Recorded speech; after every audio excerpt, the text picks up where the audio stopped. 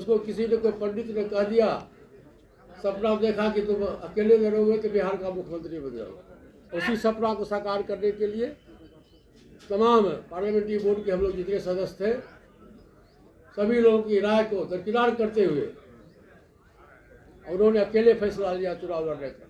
और जब विधानसभा का चुनाव हुआ, उस व्यक्ति ने कहा कि मैं राम भक्त हनुमान हूँ, लेकिन भाजपा उम्मीदवार के खिलाफ में भी उसने 6 जगह बिहार में उम्मीदवार दिया। हाजीपुर लोकसभा क्षेत्र में 2 जगह है, लालगंज और राघोपुर। इसके अलावा भागलपुर है, हसनपुर है, मोतिहारी है और कई जगह है। और नतीजा हुआ कि बुरी तरह से हार हो गई। जैसे तावा पर रोटी को पलटा जाता है, नहीं पलटेगा तो रोटी जल जाएगा, उसी तरह पार्टी की स्थिति हो गई। तानाशाही व्यवस्था के तहत 2000 ईस्वी को हुआ था। उस समय हमारे कुछ बड़े भाई साहब के नेतृत्व में पूरी पार्टी का संचालन हो रहा था। आज हमारे बीच में हमारे बड़े भाई साहब और छोटे भाई साहब, आज दोनों व्यक्ति मुझको अकेले छोड़ के चले गए, लेकिन मुझको आप लोगों का सहारा है।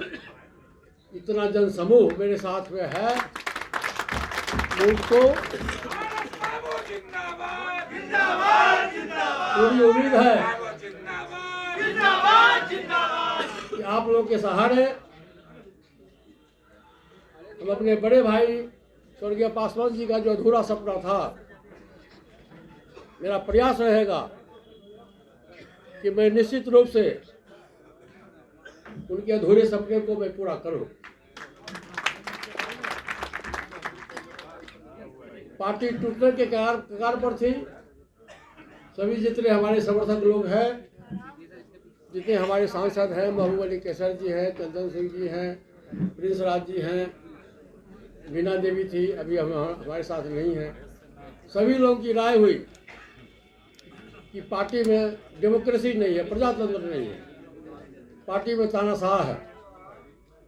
इसलिए जैसे तावा पर रोटी को पलटा जाता है, नहीं पलटेगा तो रोटी जल जाएगा, उसी तरह पार्टी की स्थिति हो गई। तानाशाही व्यवस्था के तहत हम तमाम लोगों की राय थी कि 2020 का जो विधानसभा का चुनाव है, हम एनडीए गठबंधन के साथ चुनाव लड़े, क्योंकि अभी देश की पुकार है। एनडीए गठबंधन के सामने में कोई दूसरा गठबंधन नहीं है। लेकिन उस समय चूँकि राष्ट्रीय अध्यक्ष, संसदीय बोर्ड के अध्यक्ष, सदन के नेता और बिहार प्रदेश के अध्यक्ष एक ही व्यक्ति हुआ करता था, जिसने अपना तानाशाही व्यवस्था के तहत फैसला लिया। और उसको किसी ने, कोई पंडित ने कह दिया, सपना देखा कि तुम अकेले लड़ोगे तो बिहार का मुख्यमंत्री बन जाओगे। उसी सपना को साकार करने के लिए तमाम पार्लियामेंट्री बोर्ड के हम लोग जितने सदस्य थे, सभी लोगों की राय को दरकिनार करते हुए उन्होंने अकेले फैसला लिया चुनाव लड़ने का।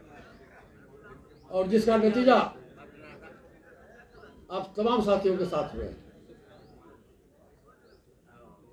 और जब विधानसभा का चुनाव हुआ, उस व्यक्ति ने कहा कि मैं राम भक्त हनुमान हूँ, लेकिन भाजपा उम्मीदवार के खिलाफ में भी उसने 6 जगह बिहार में उम्मीदवार दिया। उसका सबसे बड़ा ज्वलंत उदाहरण आपका राघोपुर है। हाजीपुर लोकसभा क्षेत्र में 2 जगह है, लालगंज और राघोपुर। इसके अलावा भागलपुर है, हसनपुर है, मोतिहारी है और कई जगह है।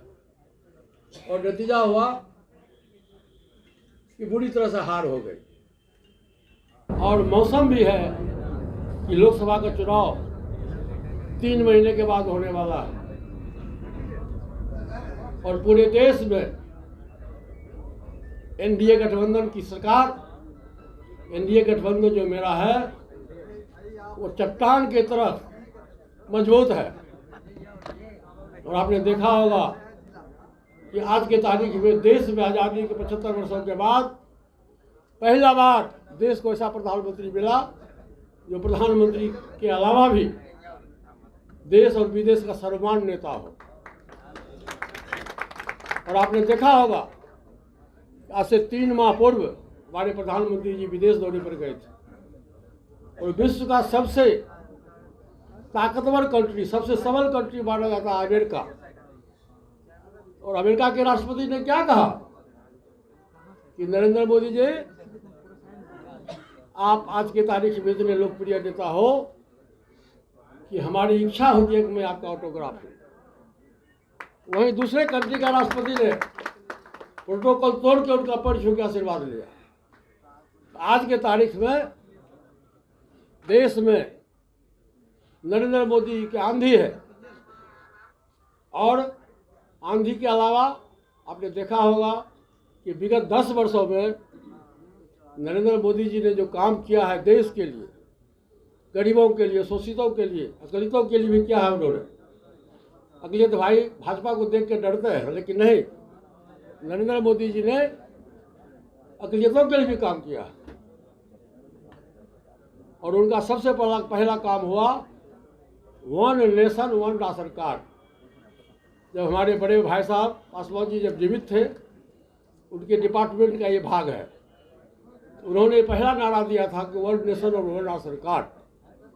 लेकिन आज वो हमारे बीच में नहीं है, लेकिन प्रधानमंत्री जी ने उनके नारा को स्वीकार किया और पूरे देश में जितने भी गरीब लोग हैं, बीपीएल सूची के नीचे लोग हैं, सभी को उन्होंने 1 नेशन 1 राशन कार्ड के तहत मुफ्त में अनाज मुहैया किया।